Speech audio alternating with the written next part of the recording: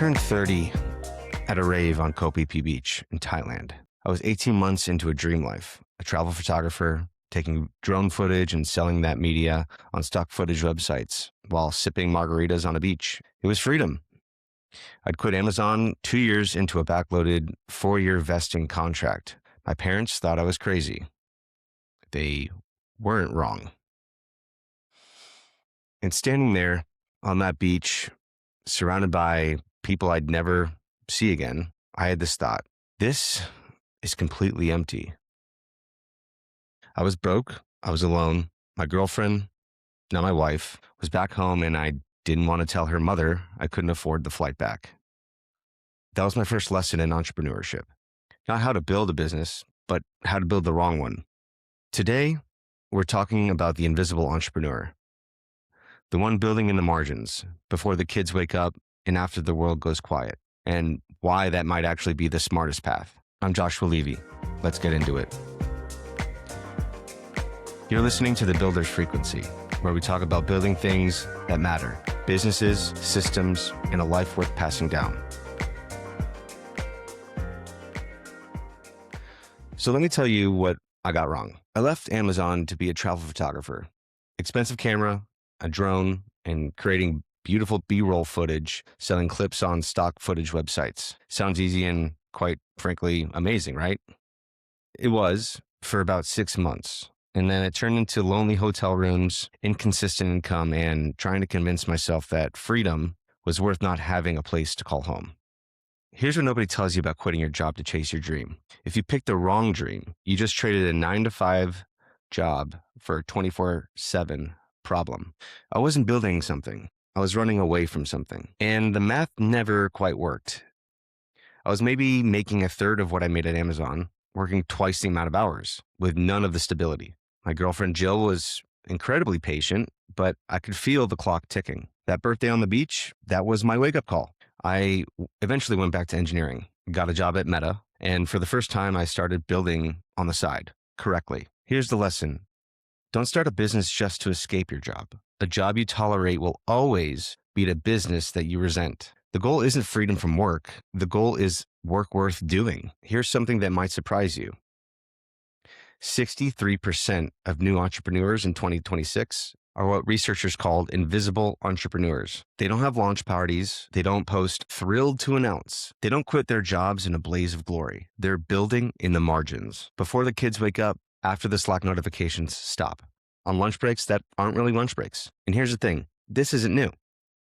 Apple started in a garage while Steve Wozniak worked full-time at HP. He didn't quit until Apple was already making money. Dell, well, Michael Dell started selling computers from his dorm room while still a student. He only dropped out when his business was doing $80,000 a month. Spanx, Sarah Blakely sold fax machines door to door for 2 years while building her company on the side. 2 years of cold calls while prototyping underwear in her apartment. These aren't overnight success stories. They're invisible entrepreneur stories. The lesson, the quit your job and bet everything narrative, is survivorship bias dressed up as wisdom. Most successful founders started on the side. You're not playing it safe, you're playing it smart. At Meta, I tried again. This time, Amazon KDB, selling books. Not writing books, merely generating them. Obscure niche stuff based on Amazon buying trends in different countries. One of my best sellers was a book about hot Pilates in German, because apparently that's the thing in Germany. I know, I can hear you. Joshua, what? Here's the thing. It technically worked. I made some money, but managing it to get to scale was more work than my actual engineering job, and it paid way less. I didn't hate it exactly. I just didn't really care about it. And when you don't care, you don't push through those hard moments, those hard parts. Here's what was different this time. When it eventually didn't work out, nobody really knew.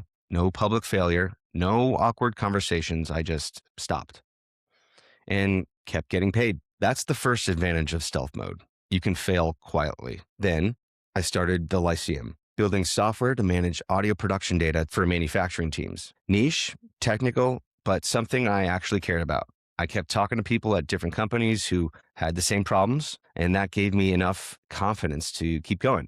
even when I second guessed myself constantly. And I built it nights and weekends for months. No announcement, no, I'm thrilled to share, just quiet work. Advantage 2, financial runway without the fundraising. When you have a salary, you have infinite runway. You're not burning cash. You're not taking meetings with VCs who want 20% of your company for enough money just to survive 6 months. You can say no to bad deals. You can wait for the right customer. You can build the right thing instead of the thing fast. Advantage 3, constraints force focus. You know what I don't have? 8 hours a day to work on my projects. I have 2, maybe 3 on a good day. That means I cannot waste time on logo redesigns or brand strategy sessions. I build the thing that matters, or I build nothing. Constraints are gifts. Most people just haven't unwrapped them yet. Let me tell you what building in the margins actually looks like for me. I wake up, say 4:30 a.m. There's this one spot in the middle of my hallway, right outside my son's room, where the floor creaks pretty loudly. And I've learned to scale the walls kind of like a ninja just to get past it. Because one wrong step and Jones is awake, and when he's up, that's 100% of my attention gone. He doesn't necessarily catch me, but he just hears me and starts crying until I come tuck him back in, take him to potty, or accept that we're just both awake now and it's time to play. Otherwise, I'm just working and focused. And the morning session ends around 7 a.m. when those boogers naturally wake up. So that's 2.5 hours, maybe 3 on a good day. Then there's the evening session after kids are down, 8 p.m. to maybe 11. If I work past 11:15, I'm not able to fall asleep until like 1 a.m. So my brain just won't shut off. And here's another aspect, an even more difficult part to manage. Those evening hours have to be negotiated with my wife. And Jill doesn't complain. She doesn't yell. She doesn't get angry. She just gets quiet and a little distant. And I've learned to read that.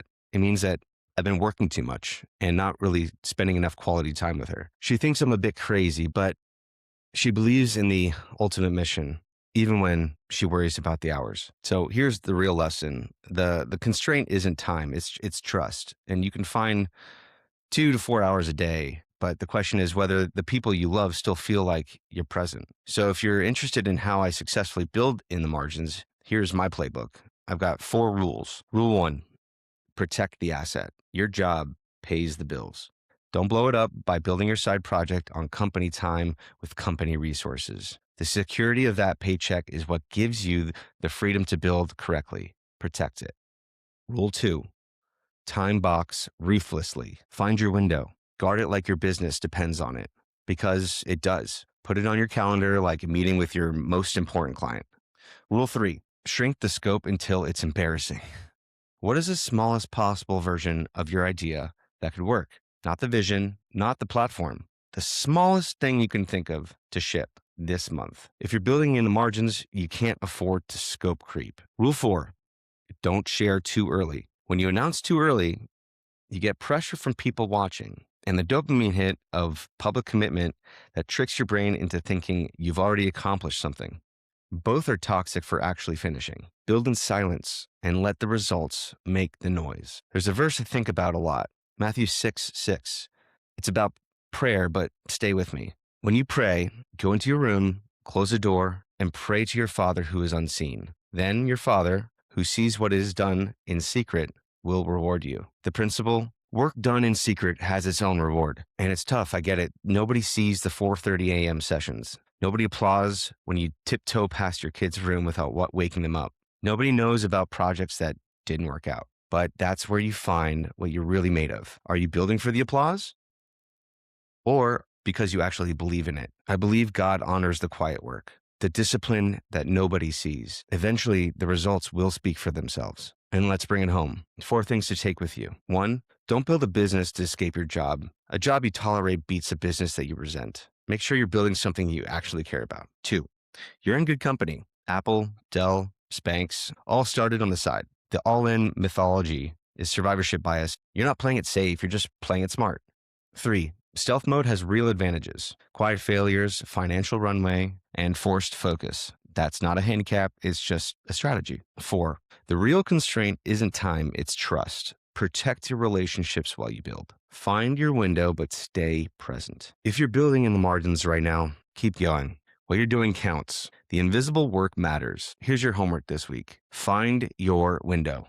That time block that is yours. Early morning, lunch break, late night, whatever fits your life. Put it on a calendar, protect it, and show up consistently. And if you know someone building on the side who needs to hear this, send them this episode. Us invisible entrepreneurs, sometimes we build alone, so we just need someone to tell us that we're not crazy. So here it is.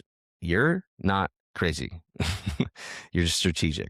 That's the Builder's Frequency. I'm Joshua Levy. Keep building, and I'll see you here next week.